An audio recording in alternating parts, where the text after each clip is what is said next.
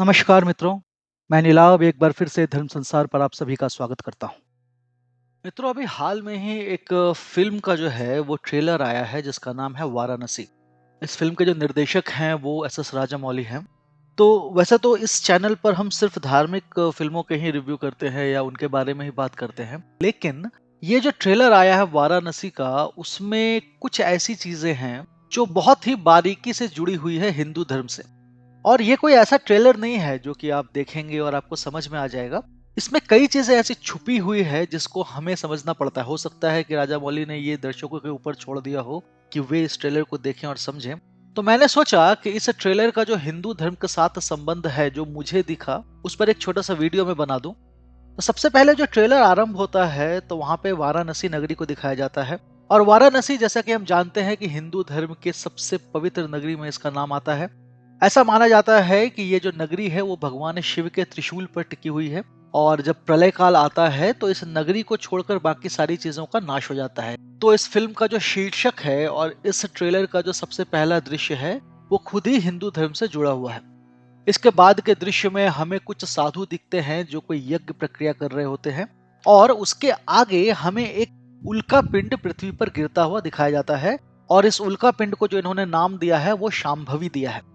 अब शांभवी जो है वो माता पार्वती का एक नाम है।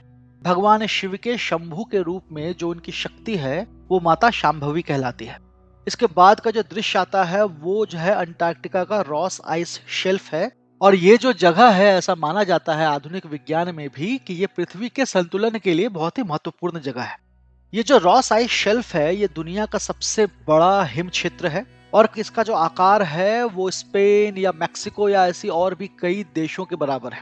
इसके अगले दृश्य में उसी हिमखंड का जो निचला भाग है, जो जल के अंदर है, वो दिखाया गया है। और इसके बारे में मैं आपको एक और चीज बता दूं, रॉस आइस शेल्फ के बारे में ऐसा कहा जाता है कि इसका सिर्फ 10% हिस्सा जो है वो जल के ऊपर है और 90% हिस्सा जल के अंदर है। और वहां पर आपको एक टूटी हुई नाव दिखती है। और अगर आप इस नाव को ढंग से देखेंगे तो आपको लगेगा कि ये कोई आधुनिक नाव नहीं है। इस नाव की जो बनावट है वो पुराने समय की है। और ये जो हिमखंड है उसे सबसे पहले सन 1841 ईस्वी में खोजा गया था।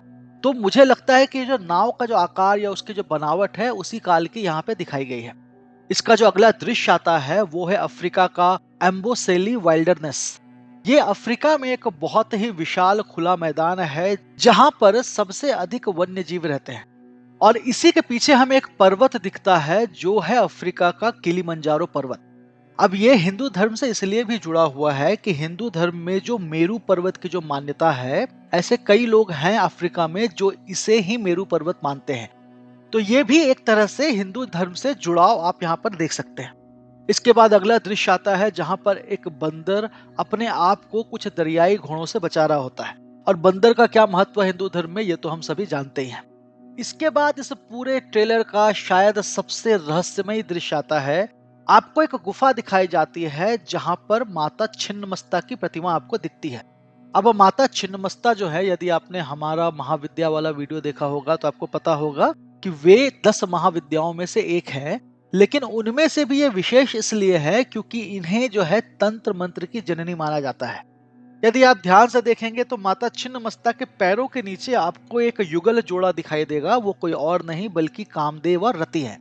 इसका जो अगला दृश्य है वो तो सीधे सीधे हिंदू धर्म से जुड़ा हुआ है। यहाँ पर आपको साफ साफ महाबली हनुमान दिखाई देते हैं। और ये जो दृश्य है वो लंका युद्ध के समय का है। तो लंका युद्ध, रामायण और महाबली हनुमान तो सीधे सीधे हिंदू धर्म से जुड़े हुए हैं। इसके अगले दृश्य में हम देखते हैं कि वानरों की सेना की टोली के ऊपर भगवान श्री राम चढ़े हुए हैं। और वे अपने धनुष पर बाण का संधान कर रहे हैं, किसका वध करने के लिए? कुंभकर्ण का वध करने के लिए। तो यहाँ पर ये दृश्य जो है ये भी सीधे सीधे हिंदू धर्म से जुड़ा हुआ है।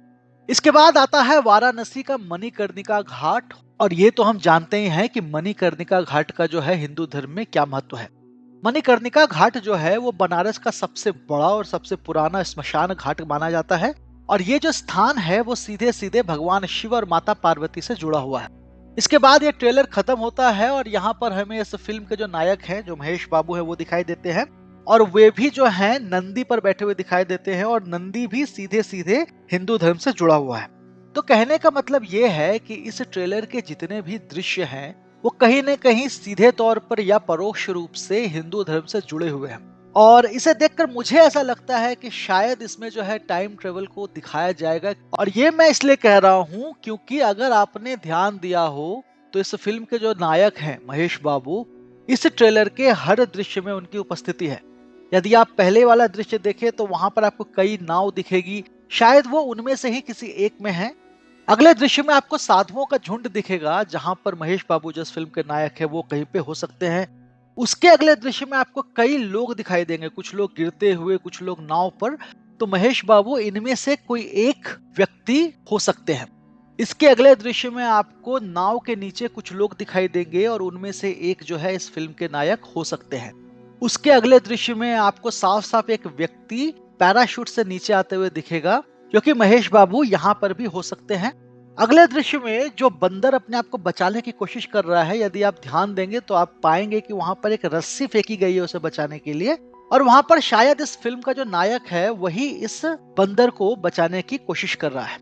इसके अगले दृश्य में जो माता छिन्नमस्ता की जो मूर्ति है उसके दाहिनी ओर यदि आप देखेंगे तो आपको वहां पर नायक लटका हुआ दिखेगा। साथ ही आपको ऊपर से नायिका भी गिरती हुई दिखेगी। और यदि आपने इस फिल्म का पहला शॉट देखा है तो नायिका का जो जो गिरना है वो बहुत ही मिलता जुलता है उस सांभवी उल्का पिंड के गिरने से। इसके अगले दृश्य में जो महाबली हनुमान की पूंछ पर आपको एक रथ चलता हुआ दिखेगा, उसमें महेश बाबू के होने की संभावना है। और इसके अगले दृश्य में आप देखेंगे कि मणिकर्णिका घाट के चारों ओर बहुत सारे घर हैं, और आप अगर ध्यान से बाईं ओर देखेंगे तो आपको एक मनुष्य की आकृति दिखाई देगी, तो शायद वो नायक वहां भी है। और इस ट्रेलर के अंतिम दृश्य में तो खैर महेश बाबू आपको दिखते ही हैं। तो कहने का मतलब ये है कि यहाँ पर जो नायक है वो अलग अलग कालखंड में उपस्थित है। इसीलिए मैं कह रहा हूँ कि शायद ये जो फिल्म है वो टाइम ट्रेवल के ऊपर हो सकती है। और एक चीज और भी यहाँ पे बहुत कम लोगों ने गौर की होगी कि इस पूरे ट्रेलर में पंच महाभूतों को भी दिखाया गया है। इसमें जो उल्का पिंड वाला दृश्य है वहां पर आपको अग्नि और आकाश दोनों दिखाए गए हैं। इसके बाद जो अंटार्कटिका वाला दृश्य है वहां पर आपको जल दिखाया गया है।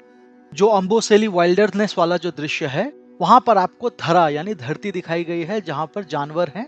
और जो अंत में मणिकर्णिका घाट का जो दृश्य आता है जहां पर बवंडर उठ रहा है, तो वहां पर आपको समीर अर्थात हवा दिखाई गई है। तो कहने का मतलब यह है कि इस ट्रेलर में पंच महाभूतों को भी जोड़ा गया है। तो यदि मेरी बात करूं तो मुझे तो यह ट्रेलर बहुत ही अच्छा लगा, जिस तरीके से इसमें धार्मिक चीजों को जोड़ा गया है।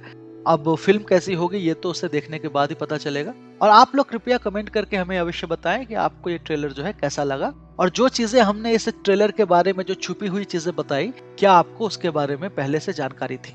यदि ये वीडियो आपको पसंद आया हो तो इसे लाइक करें, शेयर करें और हमारे चैनल को सब्सक्राइब करें। जय श्री राम।